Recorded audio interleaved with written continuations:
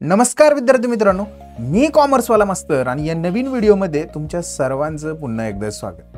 विद्यार्थी मित्रांनो, या व्हिडिओ लेक्चर सिरीज मार्फत आपण तुमचा 12वी कॉमर्समधील अकाउंट हा विषय शिकतोय, ज्याच्यामध्ये आतापर्यंत या विषयाचे 7 टॉपिक आपण अभ्यासलेले आहेत. हे 7ही टॉपिक अभ्यासत असताना या टॉपिकची संपूर्ण थेअरी, त्याच्यानंतर solved problem, unsolved problem in detail समजून घेतलेला आहे. आता या 7ही टॉपिकचे व्हिडिओ जर तुम्ही बघितलेले नसतील तर त्या व्हिडिओची प्लेलिस्टची लिंक मी डिस्क्रिप्शन बॉक्समध्ये देत आहे, तिथे जाऊन तुम्ही ते बघू शकता.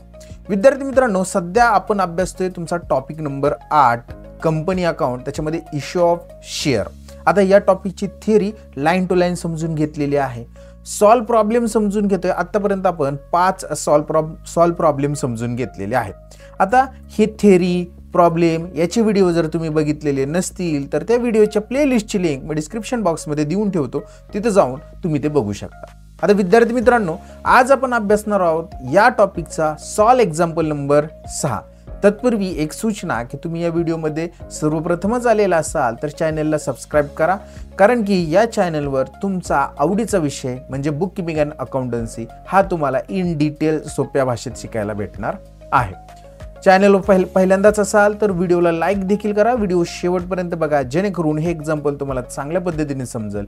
व्हिडिओ आवडला तर तुमच्या वर्गमित्रांपर्यंत शेअर करायला विसरायचं नाही. तर आता कोणताही वेळ वाया न घालवता आपण आपल्या एक्झाम्पलला सुरू करूया. चला तर मग पहा विद्यार्थी मित्रांनो, आपली मेथड सर्वांना माहिती. फर्स्टली एक्झाम्पल आपण रीड करायचं, काय सांगितले ते व्यवस्थित समजून घ्यायचं आणि त्याच्यानंतर सॉल्व करायला सुरुवात करायची.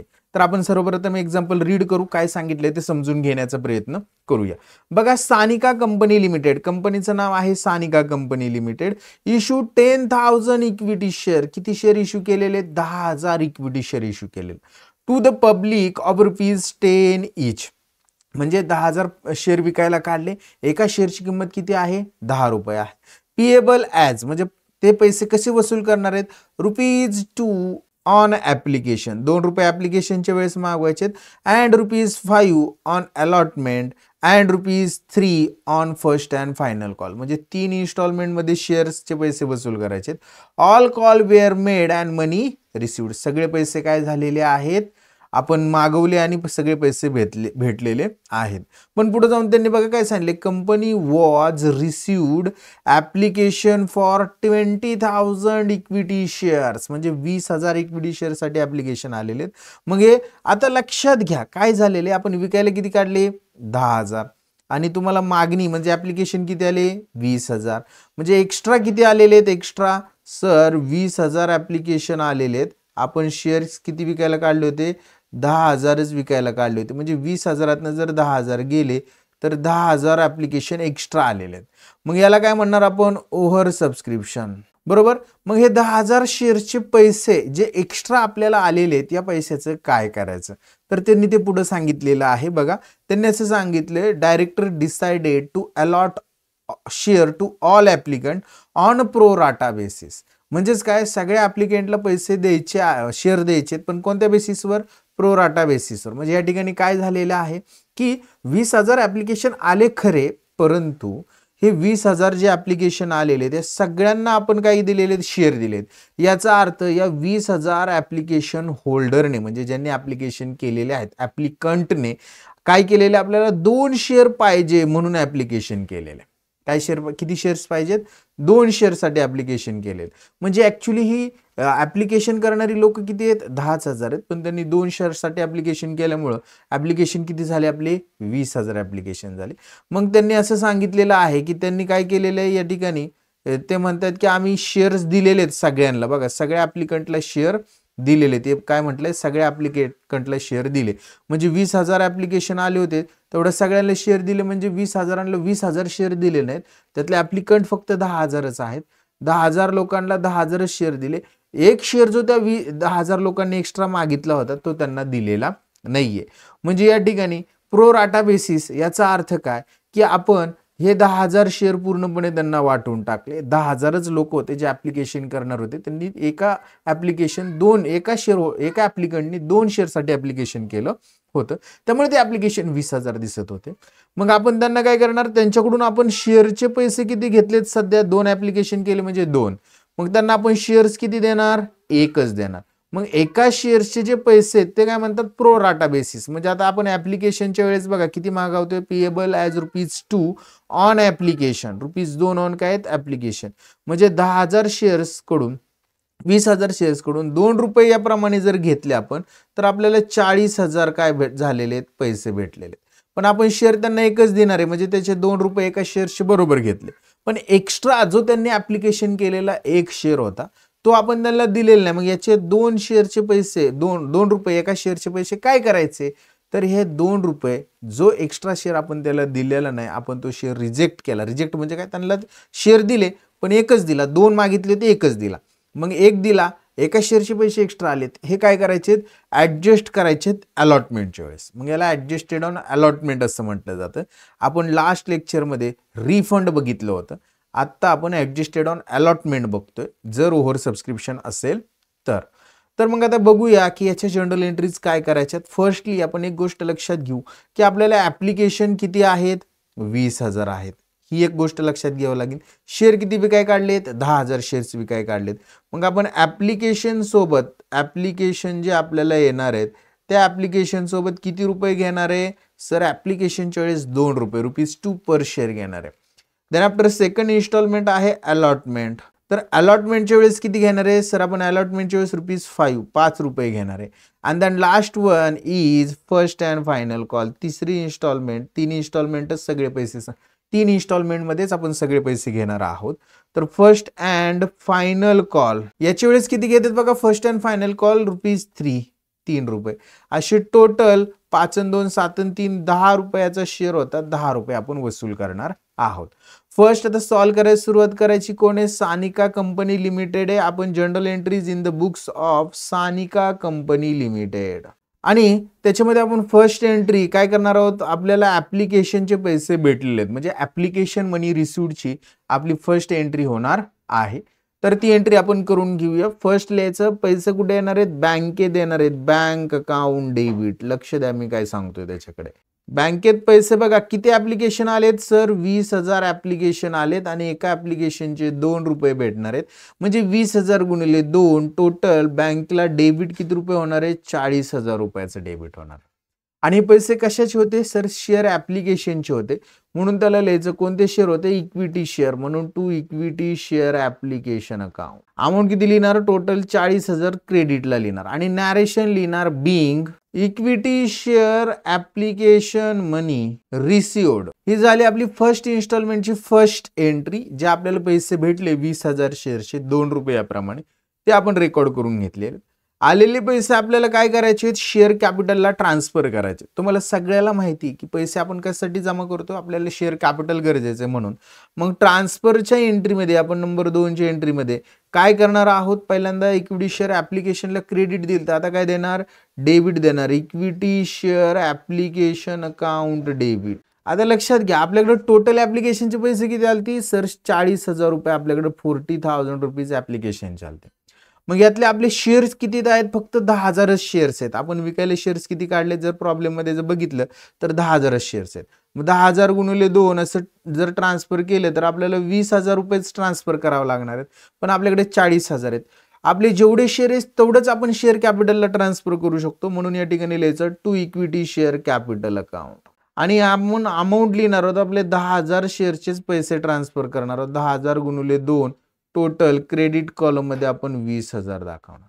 आता या ठिकाणी लक्षात घ्या की ऍप्लिकेशन तर आपल्याला 20,000 आलेत, शेअर तर 10,000 देणार आहेत. मग एक्स्ट्रा जे 10,000 ऍप्लिकेशन होते याचे पैसे आपण काय केलेत, प्रो राटा बेसिसवर. म्हणजेच काय, एका शेअर ऍपसाठी म्हणजे एका ऍप्लिकंटने 2 शेअरसाठी ऍप्लिकेशन केलं होतं, त्याला एकच शेअर दिला, एका शेअरचे पैसे त्याच्याकडून आपल्याला एक्स्ट्रा आले होते, ते ऍडजस्ट केले आपण अलॉटमेंटच्या वेळेस. त्याला काय म्हटलं की तुला अलॉटमेंटचे पैसे द्यायचे आहेत ना, मग आता ते पैसे आम्ही तुला मागत बसणार नाही, तू आता आम्हाला एका शेअरचे एक्स्ट्रा दिलेत, आम्ही तुला एकच शेअर्स देतो. तू 2 शेअर मागितले होते, आम्ही तुला एकच शेअर देतो आणि एका शेअरचे ₹2 आता घेतलेत आम्ही तुझ्याकडून.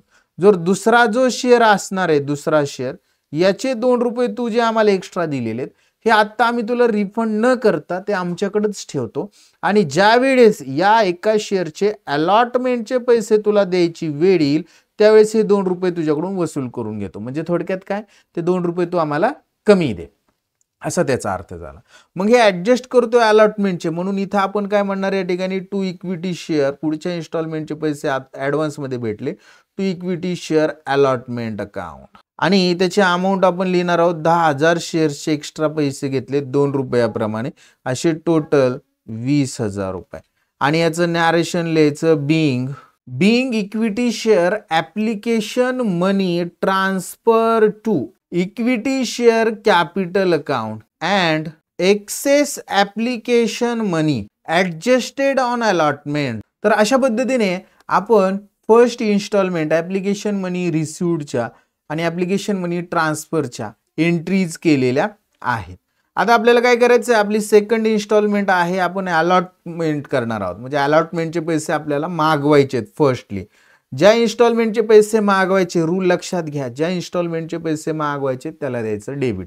दुसरी इन्स्टॉलमेंट कोणती, अलॉटमेंट. अलॉटमेंटच्या वेळेस आपण किती रुपये मागवणार आहोत, 5 रुपये मागवणार आहेत पर शेअर.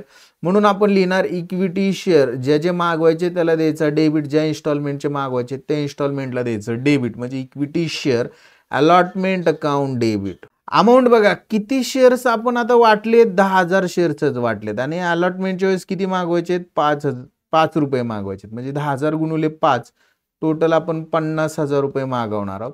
आणि कशासाठी मागवायचे प्रश्न विचारायचा, सर कॅपिटलची गरज आहे. कोणतं कॅपिटल, इक्विटी शेअर कॅपिटल. म्हणून क्रेडिट लिहायचं, क्रेडिट द्यायचे जनरल एंट्रीमध्ये to equity share capital account. आणि त्याची अमाऊंट सुद्धा आपण किती लिहिणार आहोत, 50,000 रुपये लिहिणार आहोत. आणि याचं नॅरेशन लिहिणार बिंग इक्विटी शेअर अलॉटमेंट मनी ड्यू. काय केलं बघा, इक्विटी शेअर अलॉटमेंटचे पैसे मागवलेत, अजून भेटलेले नाहीत, म्हणून नॅरेशन लिहिताना बिंग इक्विटी शेअर अलॉटमेंट मनी ड्यू म्हटलं. आणि हे पैसे आपल्याला काय होणार आहेत, भेटणार आहेत. म्हणजे भेटलेलेचे पैसे एंट्री काय करणार आपण, 3 आणि 4 नंबरची जनरल एंट्रीज असणार आहे. इथं माझ्याकडून इथं चुकून, आणि इथं 4 नंबरची आपण एंट्री काय करणार आहेत, पैसे बँकेत देणार आहेत, बँक अकाउंट डेबिट. पण एक गोष्ट लक्षात घ्यायचं, बँकेत जे पैसे येणार आहेत ते आपल्याला पूर्णच्या पूर्ण सगळे भेटणार नाही. आपल्याला 10,000 शेअर्सचे पैसे आपण मागवले, पण त्याच्यामधले 2 रुपये ऑलरेडी आपण घेतलेले आहेत. बघा इथं अलॉटमेंटच्या इथं किती घेतले, 2 रुपये. 10,000 गुणिले 2 20,000.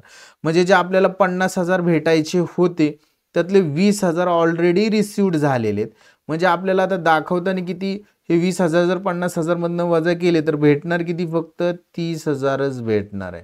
म्हणून त्या ठिकाणी bank account debit 30,000 to equity share allotment account. Amount लिहिणार ₹30,000 30,000. आणि याचं नॅरेशन लिहायचं being equity share allotment money received. ह्या झाल्या सेकंड इन्स्टॉलमेंटच्या आपल्या 2 एंट्री. आणि आपली लास्ट इन्स्टॉलमेंट आहे फर्स्ट अँड फायनल कॉल, म्हणजे थर्ड इन्स्टॉलमेंट. त्याच्या 2 एंट्रीज करायच्यात. फर्स्ट आपण फायनल कॉलची इन्स्टॉलमेंटची अमाऊंट किती, ₹3 रुपये मागवायचे आहेत. मग ज्या इन्स्टॉलमेंटचे पैसे आपण कॉल करतो म्हणजे मागवतो त्या इन्स्टॉलमेंटला देणार डेबिट. म्हणजे नंबर 5 ची जनरल एंट्री आपली होणार आहे equity share first and final call account debit to equity share capital account. आणि या ठिकाणी लक्ष द्या, याची अमाऊंट किती लिहिणार आपण.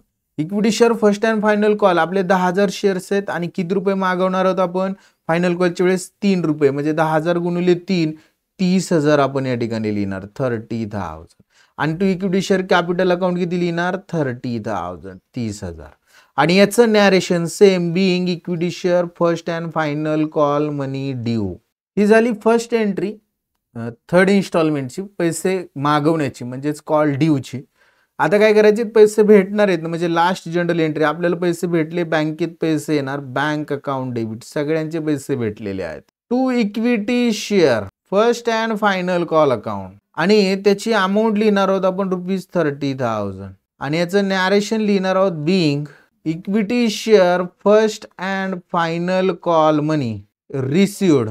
तर अशा पद्धतीने आपण काय केलेले, 3ही इन्स्टॉलमेंटच्या जनरल एंट्रीज केलेल्या आहेत. फर्स्ट आपल्याला पैसे भेटले, bank account debit equity share application, आलेले पैसे इक्विटी शेअरला ट्रान्सफर केले, ओव्हर सबस्क्रिप्शन होतं त्याच्यामुळे आपण काय केलं, ओव्हर सबस्क्रिप्शन असल्यामुळे ट्रान्सफरच्या जनरल एंट्रीमध्ये ते पैसे काय केले, ॲडजस्ट केलेले आहेत आपण. म्हणून त्या ठिकाणी आपण इक्विटी शेअर अलॉटमेंटला काय दिलेलं आहे, क्रेडिट केलं, म्हणून equity share application account debit to equity share capital to equity share allotment. मग आपली सेकंड इन्स्टॉलमेंट इक्विटी शेअर अलॉटमेंटवरती पैसे मागवायचे, equity share allotment account debit to equity share capital. 50,000 मागवले पण भेटले आपल्याला 30च का, कारण की ₹2 ऑलरेडी भेटलेले होते फर्स्ट इन्स्टॉलमेंटच्या वेळेस ॲप्लिकेशन मनीच्या वेळेस, म्हणून bank account debit 30,000 to equity share allotment account debit 30,000. And then after next last installment first and final call account debit to equity share capital 30,000 पैसे भेटले, bank account debit to equity share first and final call account. तर अशा पद्धतीने हा problem अतिशय सोपा होता, आपण सॉल्व्ह केलेला होता. या प्रॉब्लेममध्ये आपल्याला ओव्हर सबस्क्रिप्शन दिलं आणि ओव्हर सबस्क्रिप्शन असताना जे एक्स्ट्रा ॲप्लिकेशन आलेले आहेत त्याचे आपण पैसे रिफंड न करता प्रो डाटा बेसिसवर अलॉटमेंट केलं, म्हणजे ते पैसे अलॉटमेंटच्या वेळेस ॲडजस्ट केले. अलॉटमेंटच्या वेळेस तेवढे पैसे आपण घेणार नाहीयेत, त्याच्यामुळं थोडंसं लक्ष जर या ठिकाणी दिलं तर आपण बघा या ठिकाणी फर्स्ट इन्स्टॉलमेंटचे आपल्याला 20,000 भेटणार होते, तिथे 40,000 भेटलेले आहेत. ते पैसे आपण आपल्याकडेच ठेवले आणि ज्या वेळेस आपल्याला सेकंड इन्स्टॉलमेंट अलॉटमेंटच्या वेळेस 50,000 जे मागवले होते ते भेटायचे होते, तिथं आपण 30,000च घेतले, कारण की फर्स्ट इन्स्टॉलमेंटच्या वेळेसचे जे अलॉटमेंटचे जे ॲडजस्ट केले ते इथं मायनस करून घेतलेले आहेत. आय होप तुम्हाला हे क्लिअर झालेलं आहे. अशा पद्धतीने हा प्रॉब्लेम तर आपला संपलेला आहे. व्हिडिओमध्ये शेवटपर्यंत राहिल्याबद्दल तुमच्या सर्वांचं धन्यवाद. जर शिकवण्याची मेथड आवडलेली असेल, व्हिडिओ आवडलेला असेल तर तुमच्या वर्गमित्रांपर्यंत नक्की व्हिडिओ शेअर करा. आज आपण इथंच थांबूया. नेक्स्ट व्हिडिओमध्ये आपण नेक्स्ट एक्झाम्पल अभ्यासणार आहोत. तोपर्यंत सर्वांना बाय, टेक केअर.